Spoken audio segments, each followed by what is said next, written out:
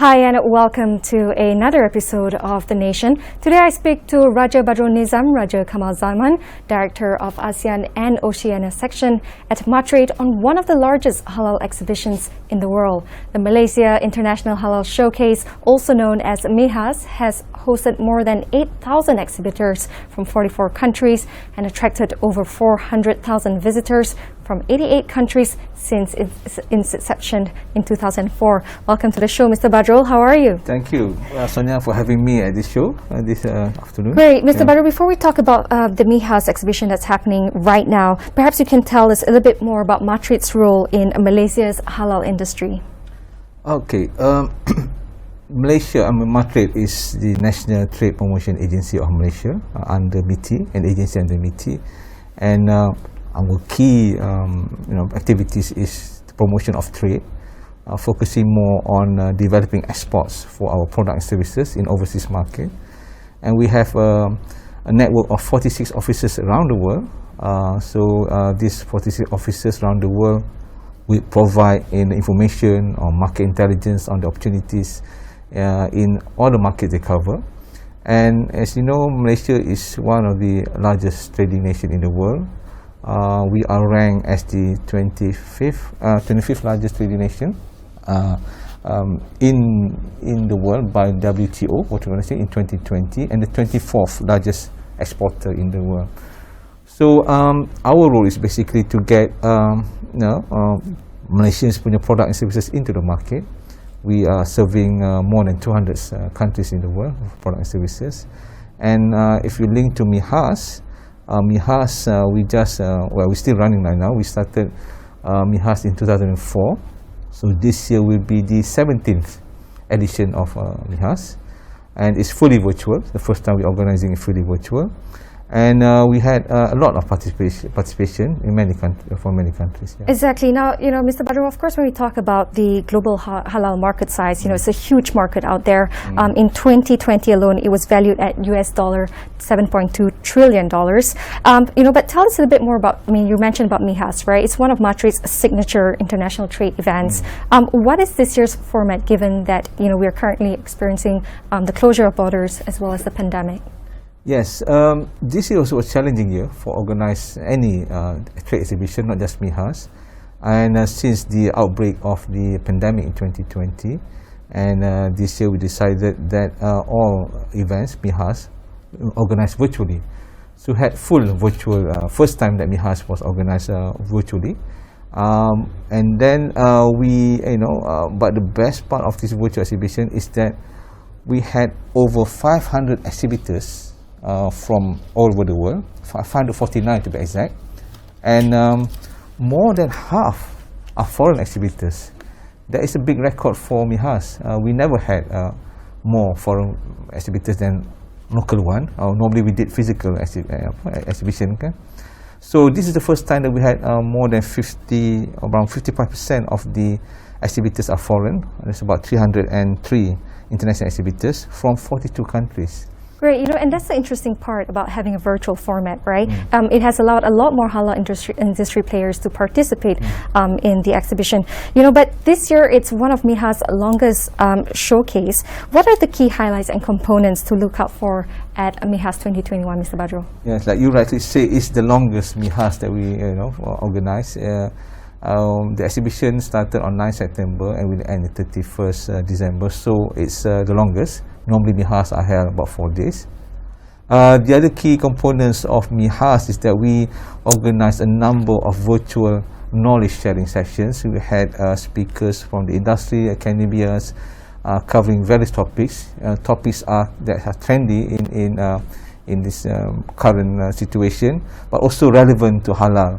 We had new topics on sustainability and Islamic finance. We had topics covering women in business, in halal business.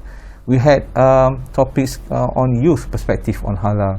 Youth is a very important, part of society. We need some ideas from them. So there were good feedback from them, sharing about the ideas of MIHAS and so on. And the best part of another key component of MIHAS is because it's virtual. So it's we had a better outreach to many of the markets. It's more connected than before. So we had countries that have never been visited MIHAS, like Mexico, Guatemala, Trinidad, Tobago, even Aruba Island, who have never, been to MIHAS, but through the virtual kind of show, they were able to visit MIHAS virtually, 24 hours a day. Exactly, right? Despite of the time difference, the different time zones, people are still able to participate because it's a virtual format. Exactly, Now, we talk about the halal industry, right? It's such a huge industry. And of course, when it comes to halal market, oftentimes it's linked to the food segment. So what do you have to say about this, Mr. Badrul? Yeah, traditionally has been food is, I think halal mostly is linked to food. I mean, not just in Malaysia, but in many other countries. It's consumables. Halal is strongly linked to the faith of the Muslims. They want to eat something that they feel comfortable with the faith. Halal is all about that. But I think over the years, the last 10 years, halal, we have to change the mindset. Halal is not just linked to food. There's a lot of other aspects of halal that we have to look at. I mean, halal expanded to industry like finance industry. Islamic finance is part of an important component of halal or MIHAS show. We also focus on some other industries in Malaysia, now exporting halal cosmetic and pharmaceuticals. We had 12 clusters in MIHAS this year, including franchising, pharmaceutical, medicine, halal tourism, Islamic tourism. It's a big thing, Exactly, and it's such a broad segment, and like you rightly mentioned, education, healthcare, beauty, the cosmetics, as well as food, all comprises under the halal category, right? But what do you think, what does halal have to do with all these different sectors? It's one more important thing because people are looking at products that halal is not just on food, but it's go beyond food, and what's important, there is a demand for that, as people become more aware of halal, and halal is not just about religion, about safe consumption for Muslims, but also the safety aspects of things, the toyiban bit, it's wholesome, cleanliness. So there's some more confidence and about people buying halal. So we want to create that impact, and also it opens the halal market bigger than food. You have halal logistics now, about carrying products that's non-contaminated in especially concealed containers for halal products. Halal tourism, education, people looking for Islamic schools or any education, but it's a marketing tool. Exactly, and that is a very interesting insight. Of course, I would love to hear more about, the concept of halal in the industry itself. But we're going to have to take a quick break. Of course, when we come back, we'll be hearing more from Mr. Badrul on the MIHAS 2021. Don't go anywhere.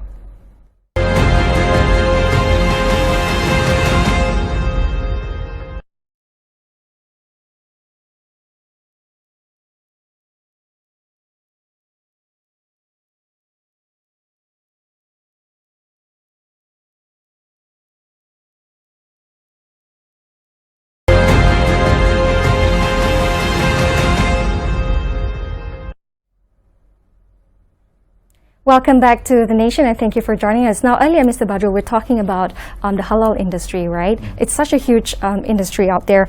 But of course, when you mentioned about halal, it comprises of many different segments, like you rightly mentioned, education, tourism, consumables. And oftentimes people associate halal with religion, which is Muslim. What do you have to say about that, Mr. Badrul? Yes. When the halal punya concept came out many years ago, I think most people related to Muslims as only for Muslims, But as we develop across the years, you can see halal products have gained acceptance in many non-Muslim countries. For example, in the recent Olympics in Japan, they even have a halal kind of food to serve. Well, because of the pandemic, there was no tourists from Islamic countries, but they had prepared to serve halal food for the Islamic countries, visitors coming there. We have a lot of halal products in other countries as well. But more and more people do not link halal with Muslim, although it's originated from religion, but they see halal as a safe product to consume. And we were making efforts not just for food, but also, as you know, halal has exactly extended to many other things. So I think the gaining acceptance, what acceptance is there, people become less, they do not want to link halal with Muslim anymore, or not much less, although it's there, you cannot take that away, but I think the level of acceptance, the confidence, people accept it as such in many of the markets. So you can see halal products in many of the mainstream stores in UK, USA, Australia, New Zealand. Just to mention countries, not Muslim countries. And I think they're gaining growth in many other countries like Latin America and so on. Yeah. Exactly, you know, and of course, like you mentioned, halal industry is constantly growing. And of course, MIHAS has hosted more than 8,000 exhibitors from 44 countries since its inception. How has the MIHAS 2021 performed thus far? It's great. I mean, in terms of the numbers of exhibitors I mentioned just now, we got more foreign exhibitors than local ones. The first time we had more foreigners coming in.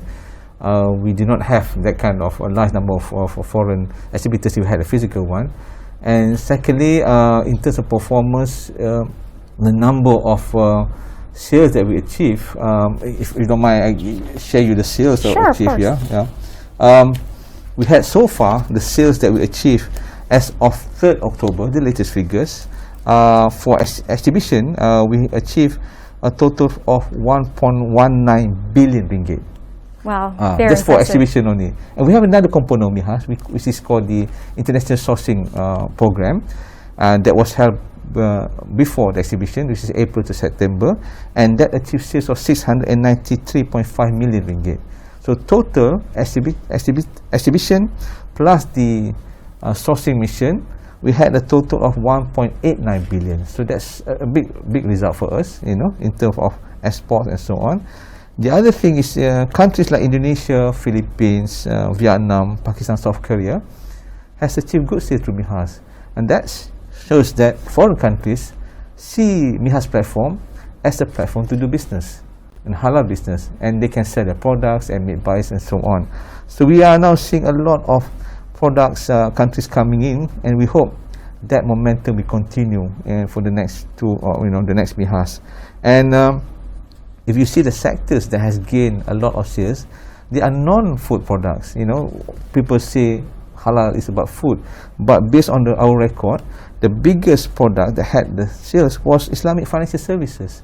Bank was able to sell Islamic financial products to buyers, you know, LC and so on, followed by beverages, pharmaceuticals, and a fourth of prepared food. So normally prepared food will gain the highest sales, but now we see different kind of products, halal products, coming up more. Exactly, you know, and interesting to note that, you know, previously MIHAS, was catering to the ASEAN market, and it looks like it's expanded to other countries, like you mentioned, Mexico, Guatemala, Trinidad, Colombia.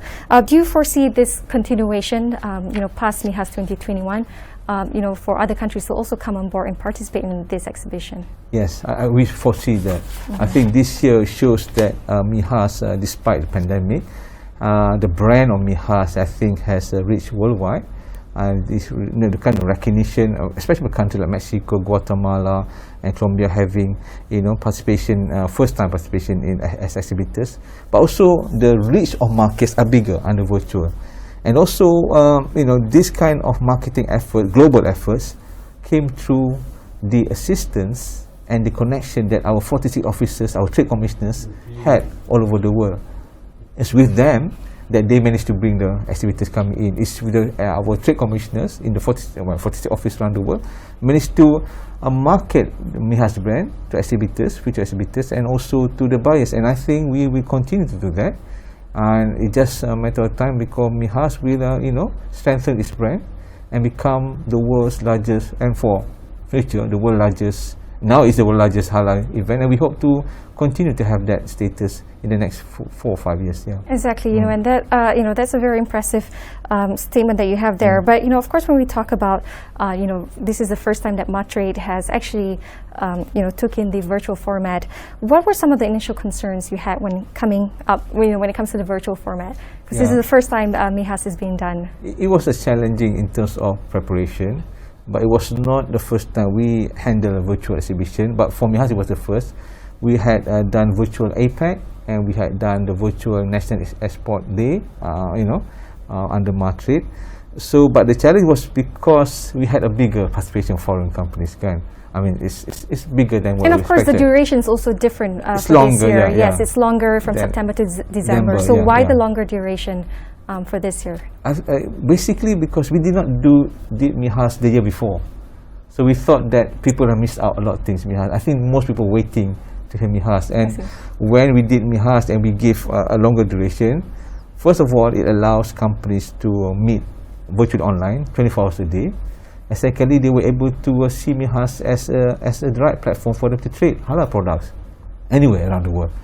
And thirdly, another challenge that we had was to have internet connectivity and so on. That was really good. We had one of the best internet connection in the country that helps stabilize the interconnection. And people can meet 24 hours a day. I think business now is growing. We have to provide a platform to facilitate business to grow.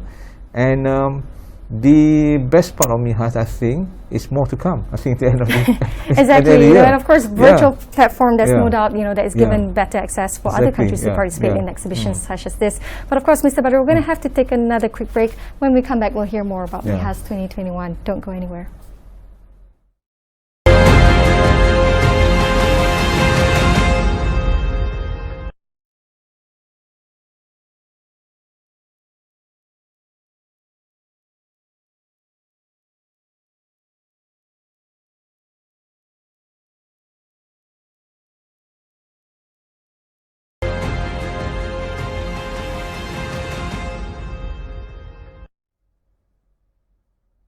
Welcome back to The Nation. Now, Mr. Badru, earlier we were talking about MIHAS 2021, and of course, it's interesting to note that Madrid has pivoted over the past years and adopted the use of digital platforms, of course, to ensure Malaysian companies remain competitive in the export market despite the pandemic. Will this implementation remain in the long run, Mr. Badru? Yeah, we see that as a key feature of our trade promotion in the next few years. MIHAS is a testament of the success of digital initiative under us. I think the next 3-5 years, one of the key strategies that we have is to expand digitalization as the platform for us to continue to expand export promotion. Not just for MIHAS, but many other events that we're going to plan to do, even for missions, trade fairs, and so on. And this is in line with the trends coming in the next few years. In many countries, they also have shifted from physical to virtual. But I think the next few years, we see physical having a growing presence. It start to come back.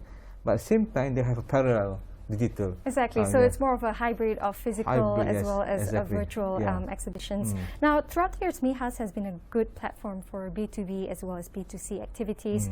What is your the expectations for this year's MIHAS and the current pandemic? Of course, in terms of our objective metric for MIHAS is we want to continue to make MIHAS the premier global halal event for the world. That requires a lot of efforts from our side, working together not only with officers around the world, but also with agencies like, JAKIM, HDC, and other ministries that have supported us all this while. In terms of B2C, during the physical exhibition that we had a lot of consumers coming in, and also businesses coming in to see the actual physical products. But through this digital platform, we see also similar interest. I think people has prepared more or less about their mindset about buying through online, and the pandemic in 2020 basically has prepared us for that. When we shifted to virtual, we can see a strong interest on consumers buying from the exhibitors as well, and also big buyers from over the world, and using MIHAS platform to look for new products from the exhibitors, and that's the reason why we have good results coming from the foreigners. So in terms of B2C, we see growing interest from consumers to source products from MIHAS platform.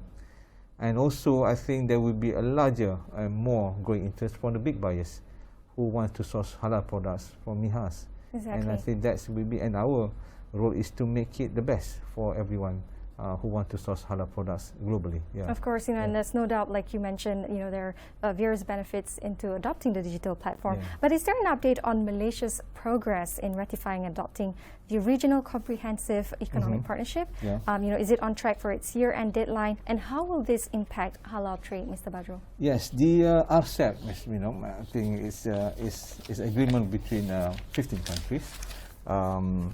And it's the world's largest free trade agreement right now. Malaysia, as a member of ASEAN, have signed RCEP.